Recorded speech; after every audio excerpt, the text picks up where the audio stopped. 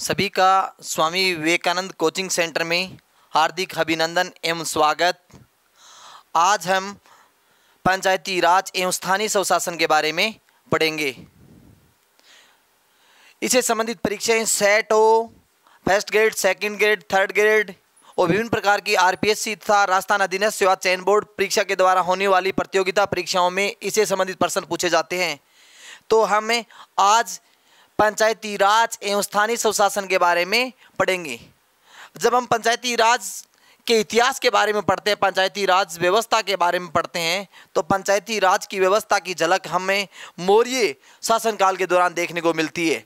यानी मौर्य शासनकाल के दौरान जो कि मेगनीज के द्वारा लिखी गई पुस्तक इंडिका में जो 5 समितियाँ बनाई गई थी, उन समितियों में आपको नगरीय शासन के बारे में जानकारी देखने को मिलेंगी। यानी हमें इसका बारे में मौर्य शासन के बारे में जानकारी, मौर्य शासन से हमें पंचायती राज व्यवस्था का झलक देखने को मिलती है। यानी स्थानीय स्वशासन का झलक हमें मौर्य शासन काल में देखने को मिलती है। इसके बाद हम आगे बढ़ते हैं तो अकबर के टाइम अकबर के टाइम एक दरबारी कवि था अबुल फजल के द्वारा लिखी गई पुस्तक आईने अकबरी में भी स्थानीय स्वशासन के बारे में जानकारी मिलती है। अबुल फजल जो इनका दरबारी कवि था और इनके द्वारा लिखी गई पुस्तक का नाम है आईने अकबरी। इसमें भी स्थानीय स्वशासन की झलक देखने को मिलती है।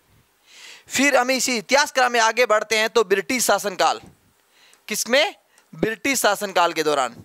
ब्रिटिश शासनकाल के दौरान पहली बार भारत में इसकी नींव 1688 में मद्रास निगम की स्थापना से, किसकी स्थापना से?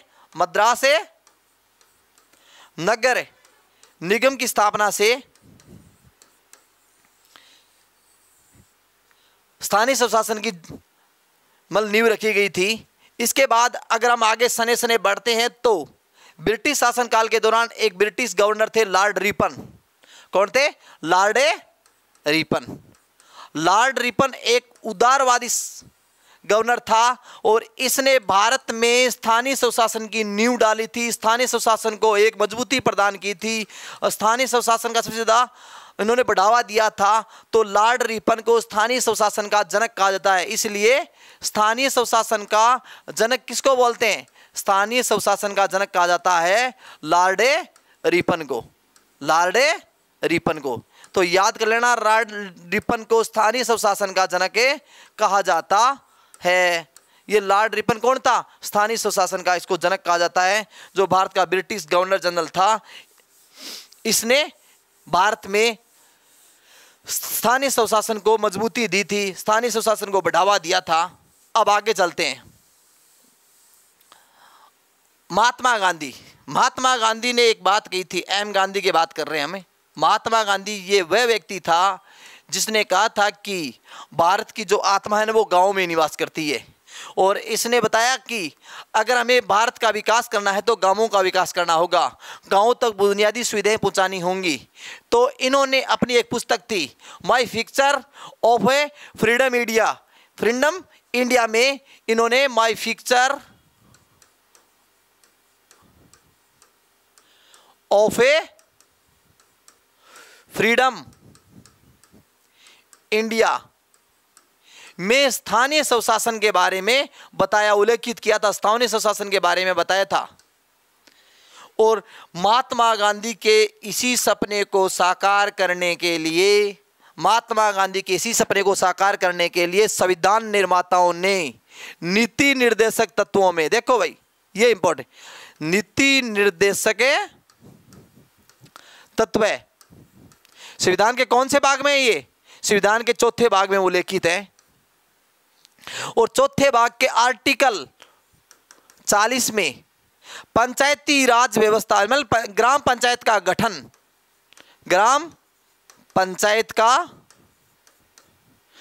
पंचायत की स्थापना के बारे में बताया गया है कि जब भी राज्य है ना उनके सामने अनुकूल परिस्थितियां आए तो भारत में किसकी स्थापना करें? ग्राम पंचायतों का गठन करें। ये बात कही गई थी नीति निर्देशक तत्वों में। में, क्योंकि नीति निर्देशक तत्वों को लेकर हम कहाँ नहीं जा सकते, सर्वोच्च न्यायालय में जा नहीं सकते, न्यायालय में शरण ले नहीं सकते इनको लागू कराने के लिए। इसलिए जब भी राज्य अनुकूल परिस्थितियां आए तो इन प्रकार की व्यवस्थाएं कर सकती हैं। यानी नीति निर्देशक तत्व क्या होते हैं, ये राज्य की लोक कल्याणकारी जो नीतियां हैं उन्होंने बनाने में सहायता प्रदान करते हैं। इनको लेकर आप न्यायालय में शरण नहीं ले सकते, इसलिए अनुच्छेद 40 लागू करवाने के लिए आप न्यायालय में नहीं जा सकते। लेकिन सरकार ने जो लोकतांत्रिक प्रक्रिया का विकास करने के लिए उन्होंने विकेंद्रीकरण सत्ता को बढ़ावा दिया, तो राजस्थान सरकार के द्वारा पहली बार, अब थोड़ा आगे बढ़ते हैं, तो राजस्थान सरकार ने पहली बार देखो क्या किया, गांव में पंचायतों की स्थापना कर दी। कब? एक अधिनियम लेके आए थे, ग्राम पंचायत अधिनियम 1953। ध्यान देना, ये क्वेश्चन आया हुआ है। राजस्थान ग्राम पंचायत अधिनियम 1953। इस 53 के तहत राजस्थान में पहली बार चुनाव हुए थे पंचायतों के 1954 में। प्रश्न पूछ लें कि राजस्थान में पहली बार ग्राम पंचायतों के चुनाव कब हुए, तो पहली बार ग्राम पंचायतों के चुनाव 1954 में हुए थे। किस अधिनियम के तहत हुए थे? राजस्थान ग्राम पंचायत अधिनियम, केवल ग्राम पंचायत अधिनियम के तहत राजस्थान में 1954 में क्या हुए थे? चुनाव हुए थे। इसी प्रकार हम आगे बढ़ते हैं, तो भारत सरकार ने भी इस दिशा में एक कदम उठाया था। पंडित जवाहरलाल नेहरू ने एक कार्यक्रम चलाया था अपनी लोकतांत्रिक प्रक्रिया को सुदृढ़ करने के लिए, मजबूत करने के लिए, गांवों तक बुनियादी सुविधाओं को पहुंचाने के लिए। तो इन्होंने क्या किया था? सामुदायिक विकास कार्यक्रम चलाया था। ये प्रश्न पूछा गया कई बार। सामुदायिक विकास कार्यक्रम भारत में कब शुरू किया गया था? सामुदायिक विकास कार्यक्रम ये किया गया था 1952 में। कब किया गया था? 1952 में ये कार्यक्रम चलाया गया था। लेकिन जिस उद्देश्य के लिए पंडित जवाहरलाल नेहरू यानी भारत सरकार के द्वारा ये कार्यक्रम चलाया गया था, उस कार्यक्रम में वो इस कार्यक्रम के तहत सफल नहीं हो पाए। तो भारत सरकार ने गांवों तक विकेंद्रीकरण, सत्ता का विकेंद्रीकरण करने हेतु एवं लोकतांत्रिक प्रक्रिया को विकसित करने हेतु एक नई कमेटी का गठन किया, जिसका नाम है बलवंत राय मेहता समिति। क्या नाम है? बलवंत राय मेहता समिति। सभी को अच्छी तरह याद करना है, बलवंत राय मेहता समिति। बहुत इंपॉर्टेंट क्वेश्चन है, यहां से पंचायती राज से संबंधित बहुत प्रश्न पूछे जाते हैं। बलवंत राय मेहता समिति, बलवंत राय मेहता समिति।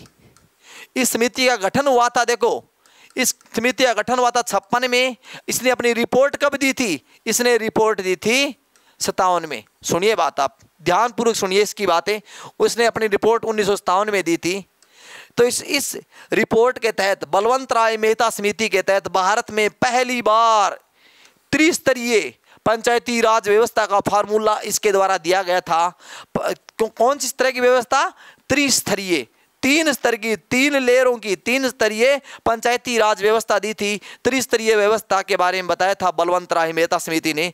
वो कौन कौन से थे आपको अभी भी पता चलता होगा कि चुनाव 3 स्तरों पे होते हैं। एक तो ग्राम स्तर पे ग्राम पंचायत के चुनाव होते हैं, सभी को पता है। ब्लॉक स्तर पर पंचायत समिति के चुनाव होते हैं, और जिला स्तर पर जिला परिषद के चुनाव होते हैं। किसके चुनाव होते हैं? जिला परिषद के चुनाव होते हैं। अब देखिए, ये त्रिस्तरीय व्यवस्था का फॉर्मूला कौन सी समिति ने दिया था? बलवंत राय मेहता समिति। बलवंत राय में 3 नाम है, देखो 1, 2 और 3। इसलिए आप क्या कह सकते हो कि बलवंत राय मेहता समिति में त्रिस्तरीय व्यवस्था को जन्म दिया गया था। वो 3 स्तर कौन से थे? ग्राम पंचायत, पंचायत समिति और जिला परिषद। लेकिन राजस्थान में चुनाव तो हो रहे थे, कौन से हो रहे थे? केवल ग्राम पंचायत वाले हो रहे थे। तो राजस्थान ने एक अधिनियम पारित किया था, कौन सा? फिर 1959 में। इस व्यवस्था को लागू करने के लिए, राजस्थान सरकार के द्वारा एक अधिनियम पारित किया गया। उसका नाम क्या है? राजस्थान पंचायत समिति एवं जिला परिषद अधिनियम 1959। क्या नाम रखा गया था उसका? बाद में इसमें रखा गया था, राजस्थान सरकार के द्वारा एक अधिनियम पारित किया गया था, राजस्थान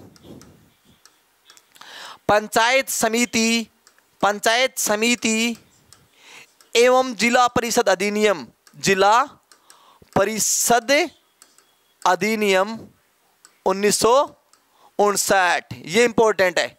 प्रश्न पूछ सकते हैं राजस्थान पंचायत समिति एवं जिला परिषद अधिनियम कब पारित किया गया, तो आपका उत्तर होना चाहिए 1959 में पारित किया गया। और ग्राम पंचायत अधिनियम कब पारित किया गया था, 1953 में, 1953 में पारित किया गया था।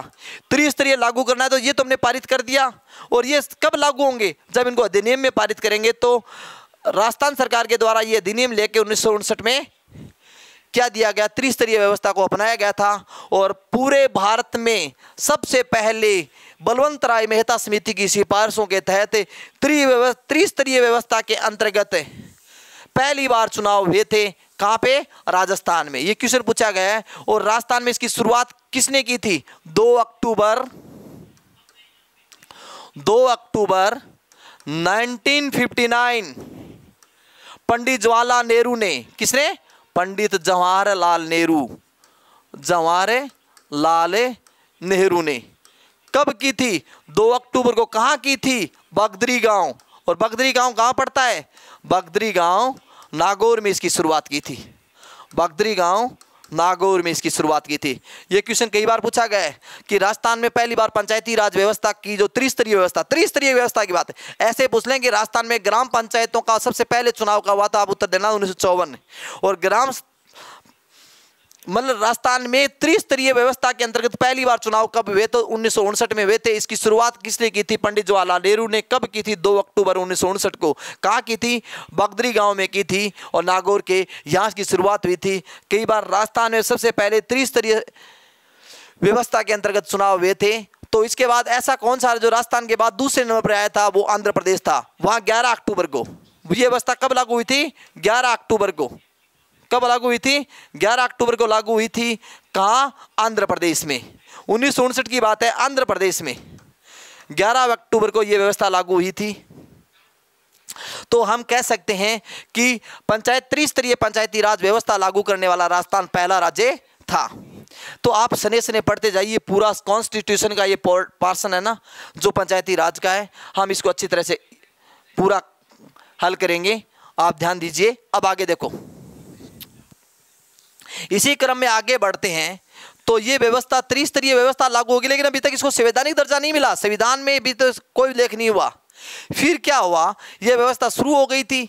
शुरू होने के बाद इसका अध्ययन करने के लिए, इसका मूल्यांकन करने के लिए, इनका निरीक्षण करने के लिए एक समिति बिठाई गई थी। कुछ समितियां राजस्थान सरकार के द्वारा गठित की गई हैं और कुछ समितियां भारत सरकार के द्वारा गठित की गई हैं। तो हम राजस्थान सरकार की समितियों के अलग पढ़ेंगे और भारत सरकार की समितियों को अलग पढ़ेंगे, क्योंकि कई बार एग्जामिनर पूछ लेता है कि कौन सी समिति भारत सरकार के द्वारा गठित है और कौन सी समिति राजस्थान सरकार के द्वारा गठित थी। तो राजस्थान सरकार के द्वारा सबसे पहले समिति जो गठित की गई थी वो थी सादिक अली समिति। सादिक अली समिति कौन सी थी, सादिक अली समिति थी। 1953 साथ में डेट 1963, साथ में डेट याद करना, कई बार क्रम से पूछ लेते हैं। क्रम से समितियों के बारे में बताइए। तो इस समिति ने क्या रिपोर्ट दी थी, इस समिति ने कहा कि अगर पंचायतों को सुदृढ़ करना है, तो वित्त की व्यवस्था करनी जरूरी होगी, वित्त के प्रावधान करने होंगे। वित्त संबंधी जो प्रावधान है ना वो सादिक अली समिति ने दिए थे। इसके बाद में राजस्थान सरकार के द्वारा दूसरी समिति गठित की गई थी, गिरधारी लाल व्यास समिति। गिरधारी लाल व्यास समिति, सुनते जाइए आप लोग। यह समिति गठित की गई थी 1973 में। गैसे गिरधारी, इस समिति ने रिपोर्ट में क्या कहा था कि इस समिति की सिफारिश में कहा गया कि ग्राम सेवक है, आज देखो मेरा ग्राम सेवक है यानी ग्राम सचिव, यानी वर्तमान में इसका पद का नाम क्या है, वीडियो। क्या नाम है, वीडियो। तो इस पद का सर्जन किस समिति की सिफारिश पर हुआ था, ग्राम सेवक का। तो आपका उत्तर होना चाहिए गैसे ग्राम गिरधारी, गैसे ग्राम सेवक। तो ग्राम सेवक के पद का सर्जन हुआ था गिरधारी लाल व्यास समिति 1973। बहुत इंपॉर्टेंट है। कई बार प्रश्न पूछा गया कि ग्राम सेवक के जो पद का सृजन कौन सी समिति की सिफारिश पर किया गया, तो आपका उत्तर होना चाहिए गिरधारी लाल व्यास समिति की सिफारिश पर किया गया 1973 में। विद डेट याद कर लेना। विद डेट इसलिए याद करना कि राजस्थान ने पंचायती राज व्यवस्था के अंतर्गत जो समितियां बनाई हैं उनको चरणबद्ध कीजिए, क्रमबद्ध कीजिए, तो आपको ऐसे प्रश्न पूछ सकते हैं।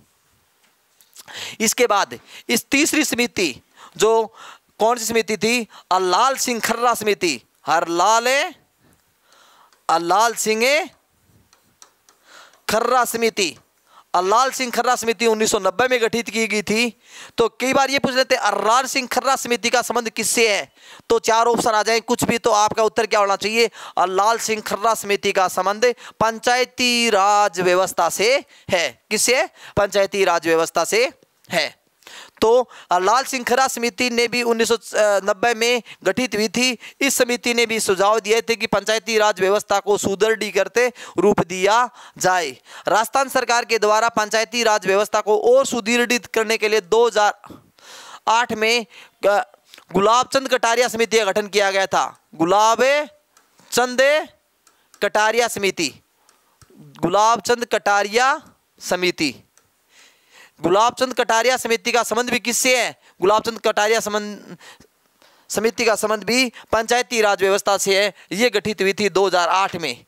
तो आपको इस प्रकार से चारों समितियों के बारे में पढ़ना है जो पंचायती राज व्यवस्था को भारत राजस्थान में सुदृढ़ करने के लिए बनी गई समितियां हैं। इनको क्रम से याद करना। गिरधारी लाल व्यास समिति में किस पद का सृजन हुआ, इनको याद करना। और लाल सिंह खर्रा समिति कब गठित हुई? 1990 में। और गुलाब चंद कटारिया समिति 2008 में गठित हुई थी। इस प्रकार से राजस्थान सरकार ने पंचायती राज व्यवस्था को सुदृढ़ीकरण करने हेतु ये चार समितियां बनाई थी, जिन्होंने अपनी अपनी रिपोर्ट में वित्तीय व्यवस्था के बारे में, जो गिरधारी लाल व्यास समिति ने ग्राम सेवक और ग्राम सचिव के बारे में बताया था। चलिए अब आगे बढ़ते हैं हम। भारत सरकार के द्वारा गठित समिति, सभी लिख लीजिए इसको। अब पढ़ते हैं भारत सरकार के द्वारा गठित समिति। सुनिए, भारत सरकार। तो वीडियो का पद कब आया था? वीडियो का मतलब आज वीडियो है, पहले क्या था वो? ग्राम सेवक। तो आपका उत्तर आना चाहिए 1973 में जो गिरधारी लाल व्यास समिति की रिपोर्ट के तहत ही इस पद सर्जित हुआ था। अब आगे भारत सरकार के द्वारा गठित समिति। तो भारत सरकार के द्वारा गठित समिति देखिए आप, भारत सरकार, ये भारत सरकार के द्वारा गठित समितियां बहुत इंपॉर्टेंट हैं। पहली समिति मैंने आपको बता दी, बलवंत राय मेहता समिति। कौन सी थी? बलवंत राय मेहता समिति। ये 1956 में गठित की थी और इसने अपनी रिपोर्ट 57 में दी थी और त्रिस्तरीय व्यवस्था के बारे में बताया था। बलवंत राय मेहता समिति, मेहता समिति 1956 में गठित, 57 में इसने रिपोर्ट दी थी। और 57 में रिपोर्ट के तहत क्या बताया था? 57 में इसने रिपोर्ट दी थी और रिपोर्ट के तहत तय था कि पंचायती राज की व्यवस्था वो किस प्रकार से की जाए, त्रिस्तरीय की जाए, त्रिस्तरीय व्यवस्था में बदली जाए। तो ये बताया था। 3 स्तर आपको मैंने बता दिए पहले। ये पहली केंद्र सरकार के द्वारा, भारत सरकार के द्वारा गठित समिति थी। दूसरी समिति थी केस्थानम समिति। केस्थानम समिति, केस्थानम समिति। इस समिति ने एक बात तय थी, क्या करना है? पंचायती राज व्यवस्था को सुदृढ़ करना है। तो वित्तीय केस्थानम समिति ने कहा कि वित्तीय सुदृढ़ता, वित्तीय पावर उपलब्ध की जाए, वित्तीय सुदृढ़ता प्रदान की जाए, सुदृढ़ता प्रदान की जाए। ये बात है केस्थानम समिति 1964 में कही थी। किसने? केस्थानम समिति ने। इसके बाद में भारत सरकार के द्वारा तीसरी महत्वपूर्ण समिति, बहुत इंपॉर्टेंट समिति है, लेकिन इसकी समिति की सिफारिशों को माना नहीं गया था, लेकिन इस समिति से संबंधित प्रश्न पूछे जाते हैं। कौन समिति है? अशोक मेहता समिति।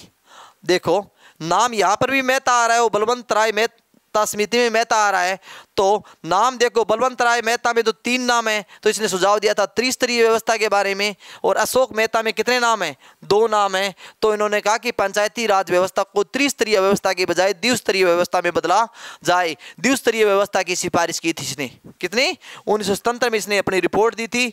1977 में अपनी रिपोर्ट दी थी और इस रिपोर्ट में कहा था कि पंचायती राज व्यवस्था को क्या दिया जाए? द्विस्तरीय व्यवस्था के बारे में बताया था, द्विस्तरीय व्यवस्था की सिफारिश की थी। और अशोक मेहता ने और क्या बताया था? अशोक मेहता की, देखो मैं 5-6 बातें बताऊंगा आपको, सब यादें करनी है और वो सब प्रश्न पूछे गए हैं आज तक के। और अशोक मेहता समिति ने कहा कि अगली इसकी रिपोर्ट में देखो आप, अशोक मेहता समिति ने कहा कि एससी और एसटी के लिए आरक्षण का प्रावधान भी किया जाए, एससी और एसटी के लिए किया जाए आरक्षण का प्रावधान भी किया जाए। लेकिन इसकी सिफारिशें लागू नहीं हुई थी। लेकिन आपको याद रखना है कि अशोक मेहता समिति कब गठित हुई थी? 1977 में गठित हुई थी। एससी एसटी का आरक्षण का प्रावधान किया था, द्विस्तरीय व्यवस्था को अपनाया जाए इसके बारे में बताया गया था। मतलब द्विस्तरीय व्यवस्था में कौन क्या क्या नाम बताए थे? इसने 2 बताए थे। कौन कौन से? जिला स्तर पर तो जिला परिषद का गठन किया जाए, जिला स्तर पर तो किसका? जिला परिषद का गठन किया जाए, ये बात कही थी। लेकिन बाद में एक बात आई थी, किसका गठन किया जाए? 2 स्तर तोड़ दिए उसने, तो मंडल पंचायत का गठन किया जाए। किसका? मंडल पंचायत। मंडल पंचायत में कितने गांव आएंगे? 1520 गांव आएंगे और उन गांवों को बाकी दोनों स्तर खत्म कर दिए जाए, ग्राम पंचायत और पंचायत समिति को समाप्त करके उनके स्थान पर मंडल पंचायत का गठन किया जाए। और मंडल पंचायत में 15 से 20 गांव जो आपस में, उनको जोड़कर एक मंडल पंचायत का गठन किया जाए। इस प्रकार से इन्होंने अपनी रिपोर्ट में बताया था। और एक बात और कही थी अशोक मेहता समिति ने कि पंचायतों का कार्यकाल कितना रखा जाए? पंचायतों का कार्यकाल 4 वर्ष रखा जाए। लेकिन इसकी किसी भी सिफारिश को माना नहीं गया था। इंपॉर्टेंट बात यह है। लेकिन पूछते इससे संबंधित प्रश्न कि अशोक मेहता समिति ने किस तरह जो पंचायती राज व्यवस्था की बात की थी, सिफारिश की थी, तो आपका उत्तर होना चाहिए द्विस्तरीय व्यवस्था की। 1977 में गठित हुई थी। पहली बार पंचायतों में आरक्षण की व्यवस्था का प्रावधान कौन सी समिति ने मैंने रिपोर्ट में कहा था? तो 1977 की अशोक मेहता समिति ने कहा था। किस रिपोर्ट में यह कहा गया पंचायती राज व्यवस्था का कार्यकाल कितना किया जाए? 4 वर्ष किया जाए, तो ये अशोक मेहता समिति ने कहा था। इस प्रकार से हमने कितनी समिति पढ़ ली? भारत सरकार के द्वारा गठित बलवंत राय मेहता समिति, केस्थानम समिति, अशोक मेहता समिति। अब और आगे बढ़ते हैं, चलिए। जीवी के राव समिति, अगली कौन सी समिति है? जीवी के राव समिति। सुनिए आप लोग आराम से, जी वी के राव समिति 1985 यह भी समिति इंपॉर्टेंट है। जीवी के राव समिति, इस समिति में कितने नाम आ रहे हैं बेटा? देखो सभी 4 नाम आ रहे हैं, 1 2 3 4। इसने ताकि 4 स्तरीय, राज्य स्तर पर, जिला स्तर पर और पंचायत स्तर पर और ग्राम पंचायत स्तर पर, पंचायत समिति स्तर पर और ग्राम पंचायत स्तर पर 4 स्तरीय व्यवस्था की बात करता है। ये जीवी के राव समिति 1985 में किया गया था। और इस समिति का गठन किया गया था योजना आयोग के द्वारा। किसके द्वारा? योजना आयोग। आज तो ये योजना आयोग खत्म हो गया है, इसके स्थान पे क्या आ गया? नीति आयोग। कब आया था? 1 जनवरी 2015 को। तो योजना आयोग ने सिफारिश की गई कि पंचायती राज को सुदृढ़ करने के लिए जीवी के राव समिति द्वारा बताया गया क्या कहा गया कि पंचायती राज व्यवस्था को सुदृढ़ करने के लिए नियमित चुनाव कराए जाएं, वित्तीय जो संसाधन है वो प्रोवाइड करवाए जाए, उपलब्ध करवाए जाए, वित्तीय मामलों में सुदृढ़ता प्रदान की जाए। और पंचायतों का कार्यकाल इस रिपोर्ट में कहा गया था 8 वर्ष किया जाए। देखो कि अशोक मेहता में 2 नाम थे, दुगुना कर दिया, 4 वर्ष किया गया था। तो अशोक में जीवी के राव में 4 नाम है, 1 2 3 4, तो 4 को 2 से गुणा करोगे तो इसने कहा था कि 8 वर्ष, कितने कहा था? 8 वर्ष पंचायतों का कार्यकाल किया जाए। इस प्रकार से जीवी के राव समिति जो योजना आयोग के द्वारा गठित थी 1985 में, पंचायती राज को सुदृढ़ता प्रदान करने के लिए गठित समिति। आज योजना आयोग है नहीं, उसके स्थान पर नीति आयोग गठित हो चुका है और नीति आयोग का गठन हुआ है 1 जनवरी 2015 को। ठीक है, इसको अब खत्म कर दिया गया।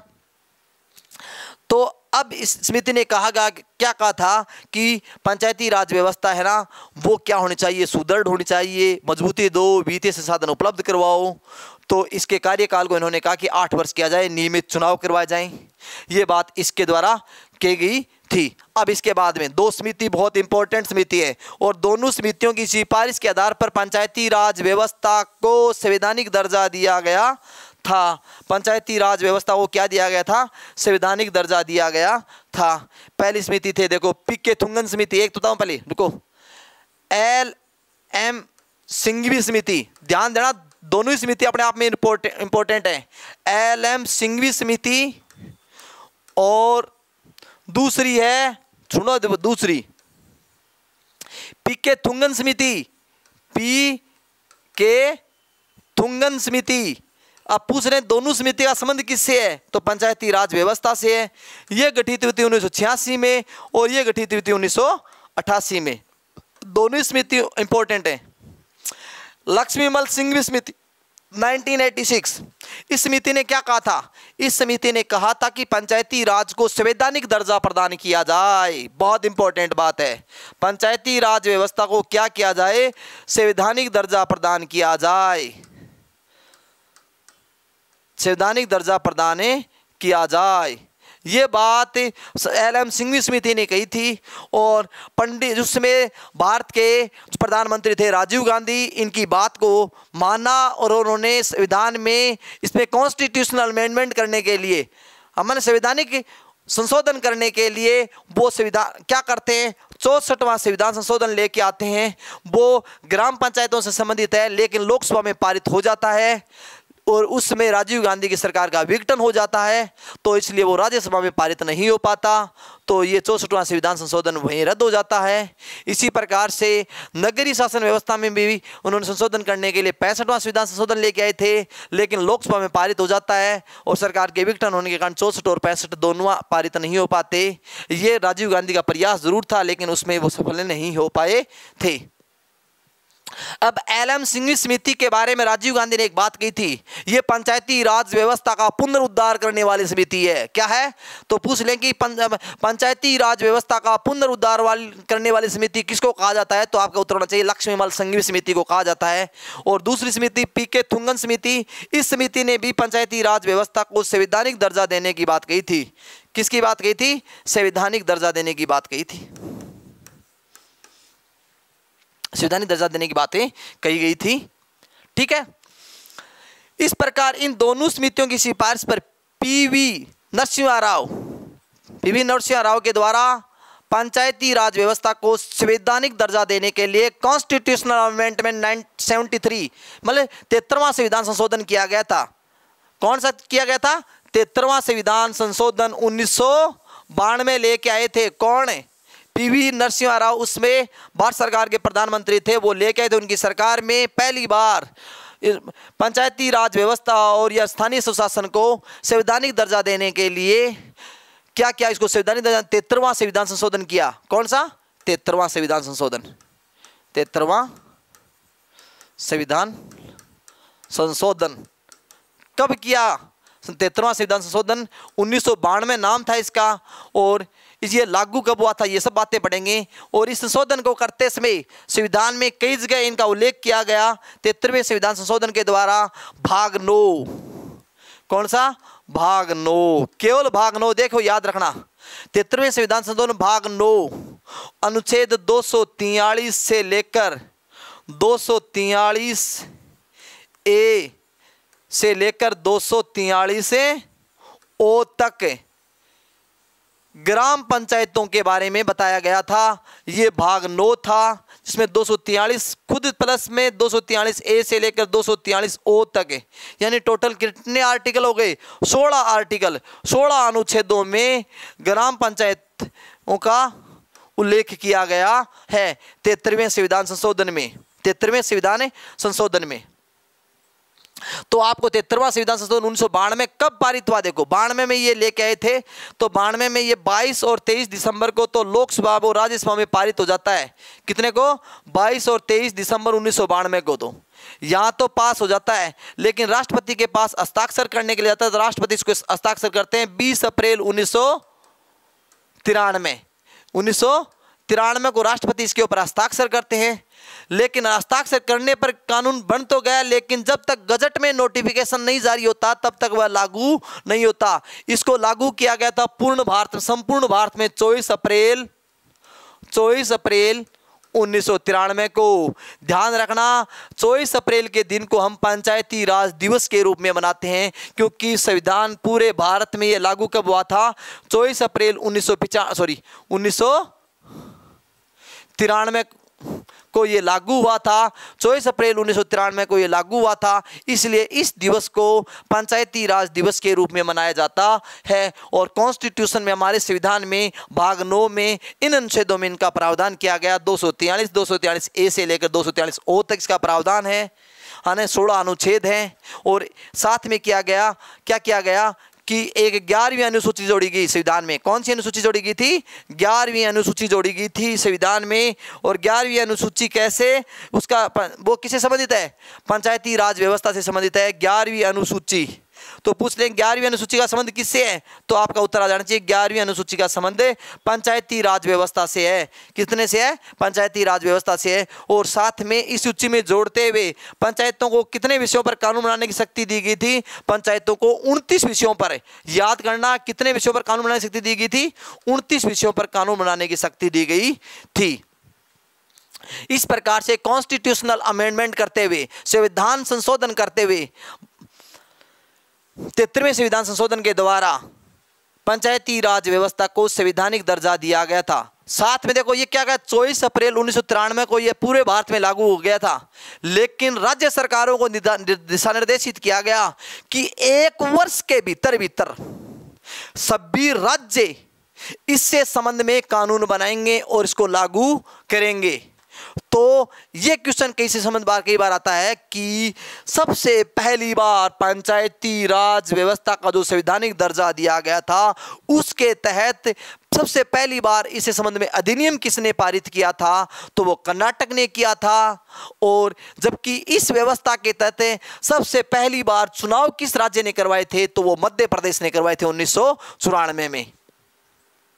ये इंपॉर्टेंट बात है। और राजस्थान सरकार के द्वारा पहली बार इस व्यवस्था के तहत चुनाव हुआ था 1995 में। ये तीनों बात याद करने वाली बात है कि बताया गया था कि संविधान में 24 अप्रैल 1993 को जब लागू हुआ, उसमें कहा गया कि सभी को 1 वर्ष के भीतर इस व्यवस्था को लागू करना होगा, इससे संबंधित अधिनियम पारित करना होगा। तो सबसे पहले कर्नाटक सरकार के द्वारा कर्नाटक पंचायती राज अधिनियम पारित किया गया था। वो किया गया था 10 मई 1993 को। और इससे संबंधित पहला अधिनियम पारित करने वाला राज्य था कर्नाटक। और इसी व्यवस्था के तहत कौन था? कर्नाटक था। और इसी व्यवस्था के तहत सबसे पहले चुनाव कराने वाला राज्य कौन सा था? इस व्यवस्था के तहत सबसे पहले चुनाव कराने वाला राज्य था मध्य प्रदेश, जिन्होंने मई जून 1994 को, मई और जून के आसपास 1994 को इन्होंने चुनाव करवाए थे।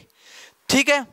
तो राजस्थान सरकार ने इसे संबंध में अधिनियम कब पारित किया था, ये याद करना। यह तो है एक बताया ना, पंचायती राज अधिनियम 1992, 73वां संविधान संशोधन 1992 और पंचायती राज अधिनियम 1993।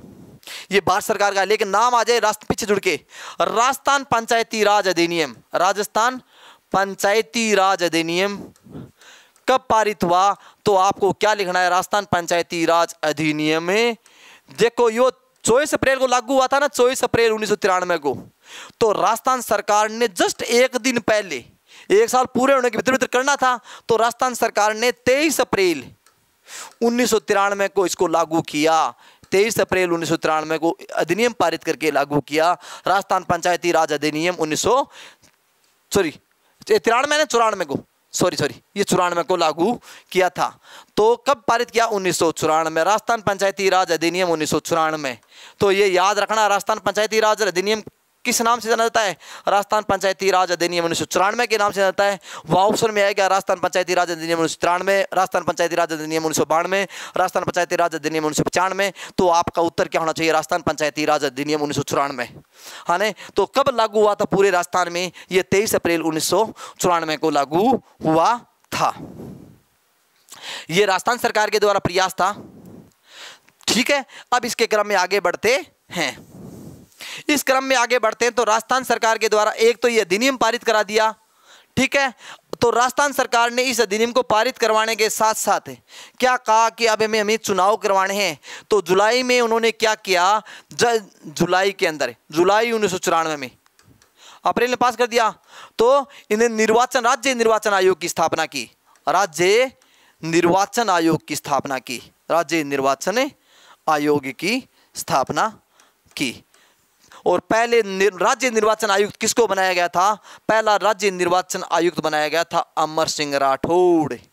अमर सिंह राठौड़, अमर सिंह राठौड़ को पहला निर्वाचन आयुक्त बनाया गया था। इससे संबंध में भी कई बार प्रश्न पूछे जाते हैं। तो राजस्थान में राज्य निर्वाचन आयोग का गठन कब हुआ था? तो आपको बता देना जुलाई 1994 को गठन हुआ था। और जो क्या करवाती है? पंचायती राज व्यवस्था से संबंधित चुनाव करवाती है, यानी स्थानीय स्वशासन से संबंधित जो चुनाव होते हैं वो राज्य निर्वाचन आयोग करवाते हैं, जबकि विधानसभा और लोकसभा के चुनाव कौन करवाते हैं? केंद्रीय निर्वाचन आयोग करवाता है। तो ये गठन होने के बाद में सरकार ने क्या किया? अब हमें चुनाव कराने, तो सरकार ने जनवरी और फरवरी में, जनवरी और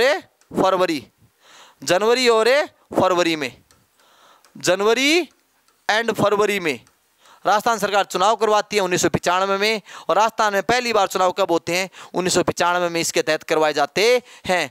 तो पूछ लें आपको कि राजस्थान पंचायती राज जो संवैधानिक दर्जा दिया गया था 73वां संविधान संशोधन, उसके तहत राजस्थान में पहली बार चुनाव कब हुए? तो 1995 में हुए। तो आपको उतरना चाहिए। जैसे ही 95 में उन्होंने गठन कर दिया, पैसा चाहिए, तो उन्होंने क्या किया? वित्त आयोग का गठन कर दिया। किसका? वित्त आयोग का गठन कर दिया। वित्त आयोग का गठन कर दिया। कब किया? 1995 में। ठीक है ना? अब तक कितने वित्त आयोग गठित हो चुके? 6 गठित हो चुके। 6 के अपने को नाम याद करने, क्योंकि इससे संबंधित प्रश्न पूछे जाते हैं। क्वेश्चन ऐसा आ जाएगा कि इनमें से कौन सा राजस्थान वित्त आयोग का अध्यक्ष नहीं रहा है, इसलिए सभी वित्त आयोगों के अध्यक्षों के बारे में हमें जानकारी प्राप्त होनी जरूरी है। यदि आप सेट और RPSC first grade, second grade, third grade, RA संबंधित जैसी परीक्षाएं दे रहे हैं तो आपको थोड़ा गहराई में जाके पढ़ना पड़ेगा, तभी आप एग्जाम को फाइट कर पाओगे। इसलिए आप सभी जुड़े रहिए, क्लास से लगातार जुड़े रहिए। चलिए आज इतना ही पढ़ाते हैं, कल इसे संबंधित हम आगे बढ़ते हैं। राजस्थान वित्त आयोग, अब आपको मैं वो सब बातें बताऊंगा 243 ए से याद करके ओ तक कौन कौन से अनुच्छेद में क्या क्या लिखे, ट्रिक से बताऊंगा। आप मेरे साथ जुड़े रहिए। सभी को आज की क्लास में जुड़ने के लिए धन्यवाद। Thank you so much.